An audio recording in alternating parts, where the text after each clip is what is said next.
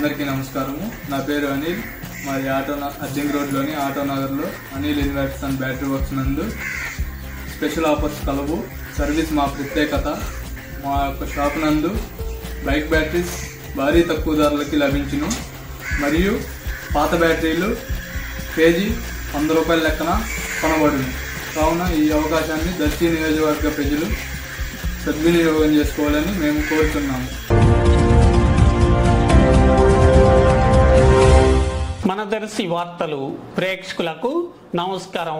వార్తలు సమర్పిస్తున్నది మీ గంగిశెట్టి రామస్వామి. దర్శి పట్టణ పరిధిలోని ఎన్ఎస్పి కాలనీ ప్రాంతంలో 2018లో అప్పటి దర్శి టీడీపీ ఎమ్మెల్యే రాష్ట్ర మంత్రివర్యులు సిద్ధారాఘవరావు కృషితో 2 కోట్ల నిధులతో మినీ స్టేడియం శంకుస్థాపన, అలాగే నిర్మాణ పనులు క్రీడాకారుల సౌకర్యార్థం ప్రారంభం కావటం జరిగినప్పటికీ ఆ తర్వాత నిర్మాణం పూర్తి కాకుండానే పనులు అర్ధాంతరంగా ఆగిపోయాయి.